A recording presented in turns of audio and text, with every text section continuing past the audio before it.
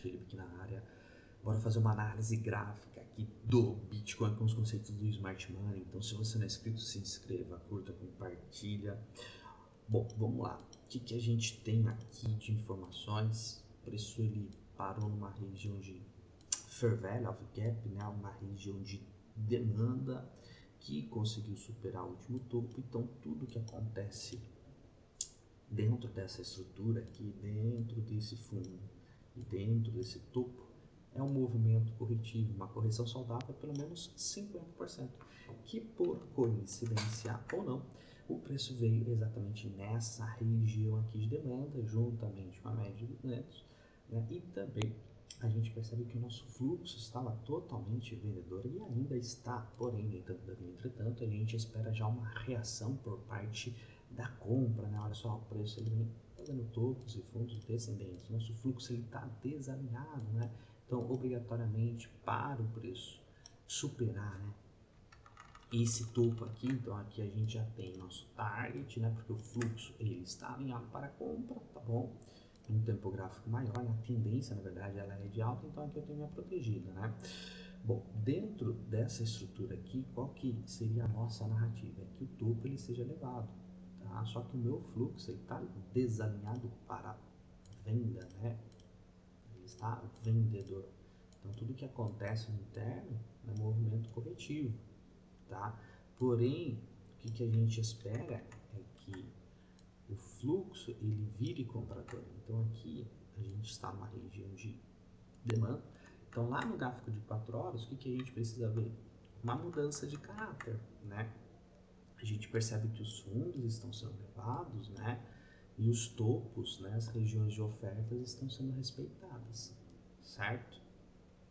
Até porque, galera, aqui ele pode ser uma zona catalisadora de pullback, porque você tem mais gaps para trás, né?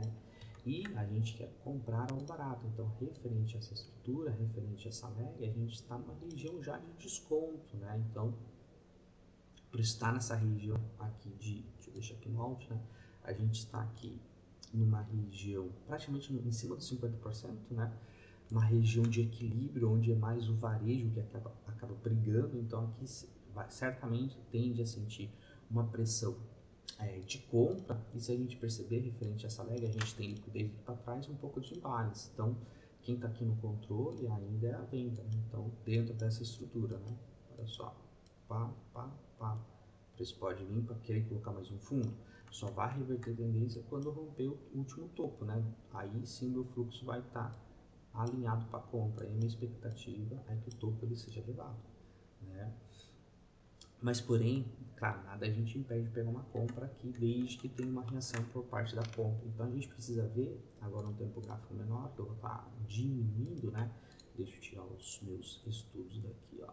Fechei, travei os estudos, né?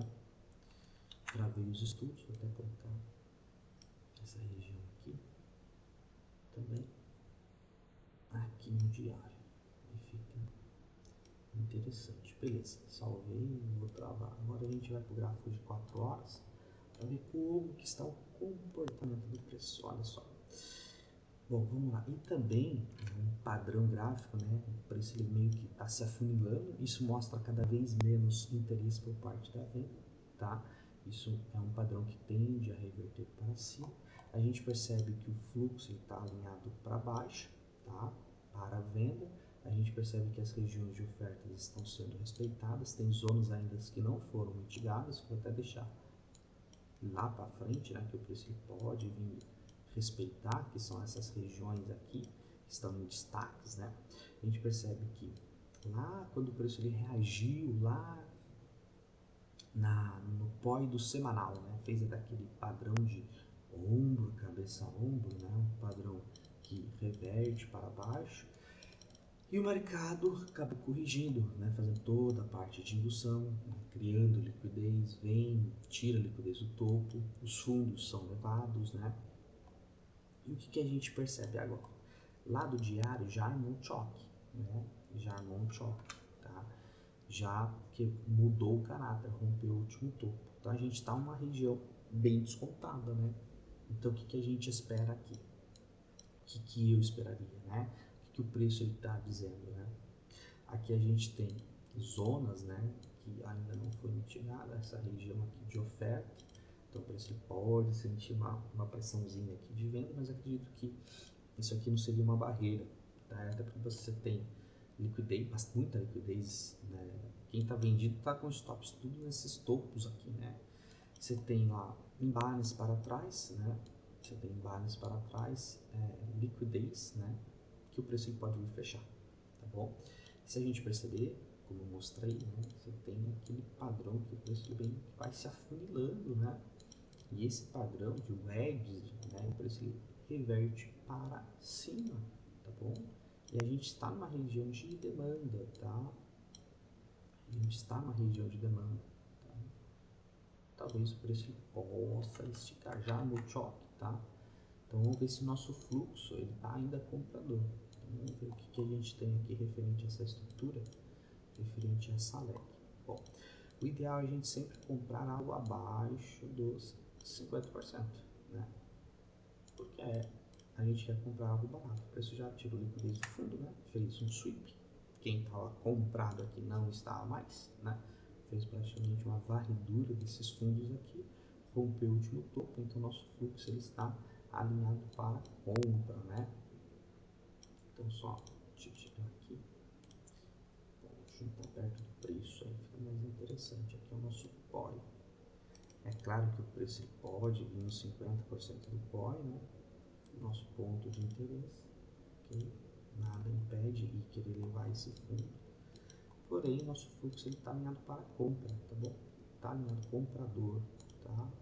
Mas aonde a gente daria preferência para comprar? Olha só, aqui a gente tem quebras de estruturas, né? Questão de choque, beleza? Aqui você tem um boss. E aqui para trás, tá? Você tem demandas. As melhores regiões, né, são as demandas abaixo dos 50%, tá? Abaixo dos 50%. Bom, aqui o preço está talvez criando liquidez, né? Criando liquidez. O fluxo ainda está comprador, né? Amor, eu não considero isso aqui um choque de verdade, porque o choque mesmo ele tem que romper o último fundo, então isso aqui é dentro de uma subestrutura, né? Referente a essa LEC. Então a gente sempre vai estar atualizando a estrutura, né? Ó, fundo, tá? Topo. Para realmente de fato fazer um choque aqui, para realmente de fato começar uma correção, deveria perder esse fundo aí, voltar e vir numa região mais abaixo de 50%. Tá?